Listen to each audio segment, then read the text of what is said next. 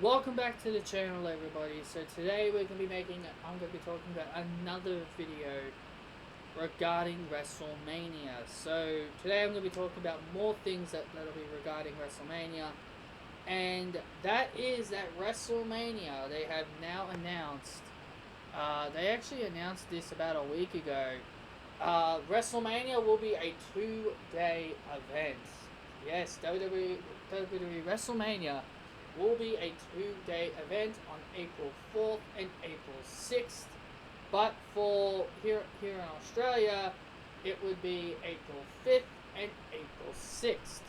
So WrestleMania is going to be a 2-day event, and in my honest opinion, I think this is a great idea. I think having WrestleMania as a 2-day event is a great idea. New Japan, they did it. They did it once, and I've actually heard a couple of people say that because WWE likes to have a lot of matches for their WrestleMania, a lot of people came up with the idea of, they should have WrestleMania as a 2-night event, just so then, they could do, because, WrestleMania, they like to jam everybody in, they like to try to get everybody on the card. So not only that WrestleMania will be a 2-night event. Just give me a sec. I'm just loading things up here, so that way I can, explain this to you guys a lot better. Is that not only that WrestleMania is going to be a 2-night event, and you know how everybody has been concerned that WrestleMania is going to be hosted at the Performance Center. The one place that everybody feels like WrestleMania, really shouldn't be. Well, WWE made a statement that WrestleMania will also be taking place. Sorry guys, got a bit of an itchy leg. At WrestleMania,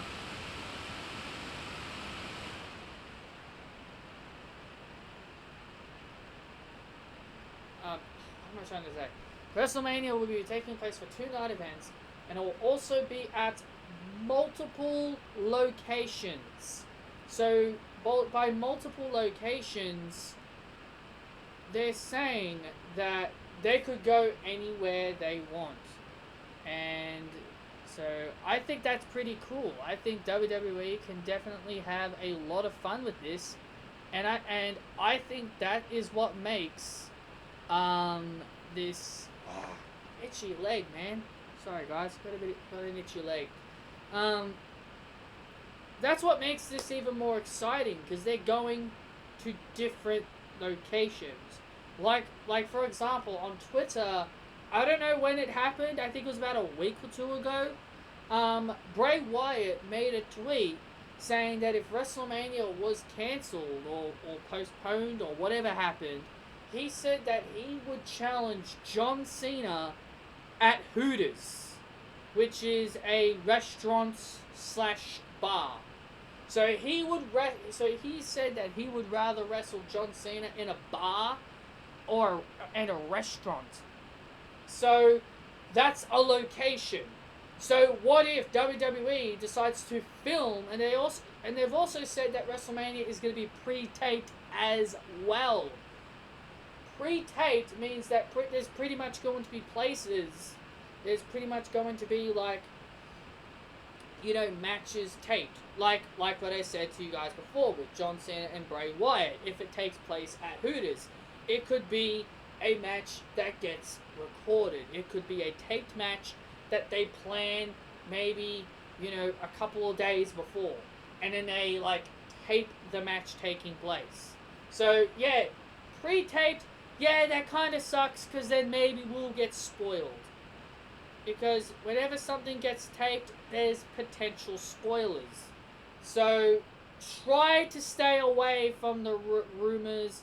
So please, guys, the people that watch this video, please stay away from spoilers. If you really don't want to get spoiled, then stay away. Stay off social media. Stay off of the internet. Stay off of your favorite wrestling news reporters. Doesn't matter who they are. Just stay away. if you don't want to be spoiled, stay away. Because with it being potentially being pre-taped, you know, if it's something that's being pre-taped, you would know it's going to be spoiled. So here are the matches so far that WWE have confirmed. You've got Brock Lesnar versus Drew McIntyre, Rhea Ripley versus Charlotte, Becky Lynch versus Shayna Baszler, Goldberg versus Roman Reigns, John Cena versus The Fiend, Undertaker versus AJ Styles, and Kevin Owens versus Seth Rollins. And they've also Edge and Randy Orton should be on there, but for some reason they didn't put it there. We know Edge challenged Randy Orton to a last man standing match, so technically we've got 8 matches confirmed. So because of it being pre-taped, and because of the fact that they're going to multiple locations, who's to say for Edge and Randy Orton, for example, who's to say they don't take Edge and Randy Orton to another stadium that is empty? Let's say they go to another stadium that has no fans. They just go to another stadium in Orlando somewhere, maybe like Full Sail University, just for example, and they make it big enough so that Orton and Edge can completely destroy each other. So that is definitely an idea they could do, because you could have fun with it. WWE can have fun with this, since this is in multiple locations. They could have Becky Lynch and Shayna Baszler, wrestle somewhere, and then if you want to put a cage, if you want to have a steel cage somewhere, you could just put a steel cage in some kind of, maybe like a restaurant, or maybe like a car park. You could have them fight. You could do that. You could have Becky Lynch and Shayna Baszler fight in the car park. You could have them fight anywhere. Just have them fight absolutely anywhere. It doesn't have to be in the Performance Center. This is why they said multiple locations, including the Performance Center. I truly think that the big matches, the big important matches, are going to be in different locations. And your filler matches that people don't care about, for example, we'll use one of the rumored matches, for example. Let's use Alexa Bliss and Nikki Cross versus the Kabuki Warriors, for example. They could do that match at the Performance Center because they know people wouldn't really care. So you could just do that match at the Performance Center.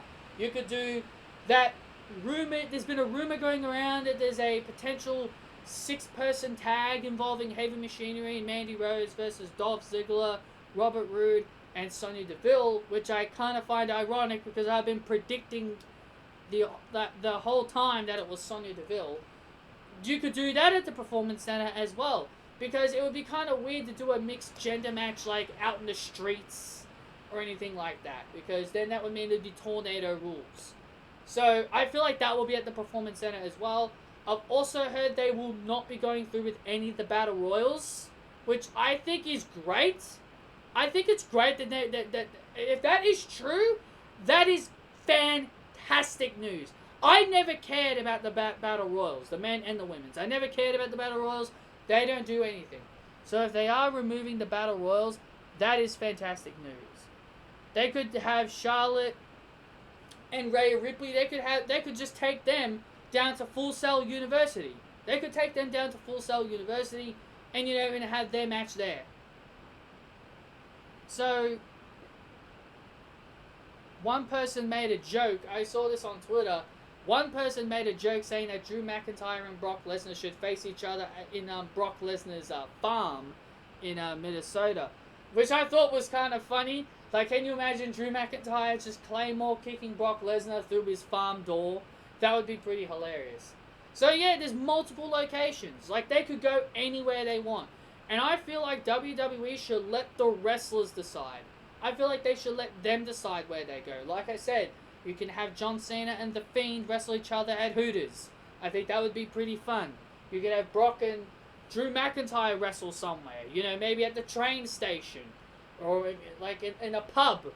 Or like in some kind of backstage brawl. You could have them in like a backstage area. You could do, like I said, you could do Edge and Randy Orton in a in a much bigger stadium, so that way they can beat the hell out of each other more.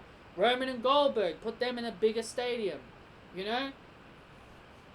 And another thing another idea that I've came up with is that, you know how NXT Takeover is now being postponed or cancelled, whichever one they're doing. Why not do Tommaso Ciampa and Johnny Gargano at WrestleMania? Why not put them on the WrestleMania card? What's the point in announcing these NXT matches if you're not going to do anything with them? And considering that NXT TakeOver is pretty much not happening, why not do Tommaso Ciampa and Johnny Gargano at WrestleMania? Put them in a backstage brawl. Have them compete in a backstage brawl. That would be fun. Have Adam Cole and Velveteen Dream compete at Full Sail University, because we all know Velveteen and Adam Cole have been feuding. So you could have, like I said, you could have fun with this. You could just have some of the NXT wrestlers join in. Considering you don't want Rhea Ripley being the only NXT star that gets all the fun. Why not have Tommaso Ciampa and Johnny Gargano compete against each other at WrestleMania? Put their match on WrestleMania. Put them in a backstage brawl. I mean, you could have a whole lot of fun with this. You really can. Kevin Owens and Seth Rollins, you could have them bloody wrestle each other in a bloody the place where Jesus Christ goes. What do you call it? Church, that's the word. You could have them in a church, and you could have, like, because Seth Rollins calls himself a Messiah, so why not go to a church and you can just plaster Seth Rollins' like Monday Night Messiah thing on the windows to make it look like that it's Seth Rollins who made the church. And you could have Owens and Seth Rollins compete against each other in a church. Imagine Kevin Owens just bashing Seth Rollins' head on a piano, and you're just hearing the piano go dun dun dun dun dun as he's smacking his head there. It'd be hilarious. It would be hilarious.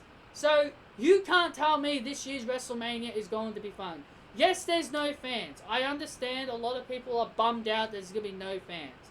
But with WWE coming up with the decision of going to multiple locations, I feel like WWE have came up with a great counteract to find a way to make WrestleMania entertaining. So, this is what I would do. Since WWE is a 2-night event, this is what I would do. Night 1, you have Andrade defend his United States Championship against Rey Mysterio. These are the matches I would do for night 1. Andrade and Rey for the United States Championship. Have them pick a location, or have them wrestle at the Performance Center. Match 2, you can do Sami Zayn defending his title against maybe Drew Gulak or Daniel Bryan, and you could have Sami Zayn retain the title at like the Performance Center, or they could wrestle wherever the hell they want. You can do the Street Profits defending their titles against the AOP. If you want to have them beat the AOP, which I pretty much doubt that would happen, you could have them, like I said, you could do Street Profits and AOP. You could do Miz and Morrison. Hey, ho, ho. You can have them defend their titles against the Usos. You could have Bayley defend her title. I would love it if it was Sasha Banks, but because it's 2 weeks away, they really don't have enough time to build towards Sasha Banks. So I'd save that for SummerSlam. I would save that for SummerSlam. You could do Bayley and Naomi. You could do Bayley and Naomi. You can have them wrestle somewhere, and you could have maybe and at the end of night 1, you could have Edge and Randy Orton main event. You can have Edge and Randy Orton main event that. So you could have 7 matches on night 1, and then night 2 you have AJ Styles versus Undertaker. You have Kevin Owens versus Seth Rollins. You have John Cena versus The Fiend. You have Rhea versus Charlotte. You have Becky versus Shayna.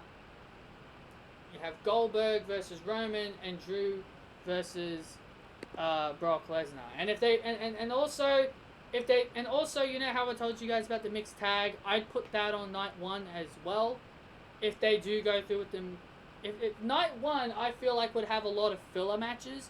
So night 1, would have the mixed tag if they go through with it, which is Heavy Machinery and Mandy versus Dolph, Rude, and Sonya, and the Bliss Cross versus Kabuki Warriors. So I would add those two to night one, which that would give night one a total of 8 matches or 9 matches. I think I said 6. I think it's either 8. I think it's 7 or 8 for night one.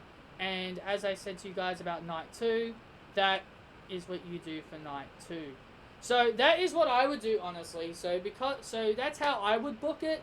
And because they go into multiple locations, you could pick all kinds of locations. You could pick, like I said, a stadium. You could go to a church. You could have them wrestle in a bar. You could have a whole lot of fun with it. They could have a whole lot of fun to try and make WrestleMania entertaining for 2 nights. I have a lot of faith in WWE. I have a lot of faith in them that they can make WrestleMania very, very exciting, despite that there's no fans there. So there you guys have it. That is how I would book WrestleMania. That's how I would book WrestleMania. That's how I would book WrestleMania. That's the match card I would do with multiple locations.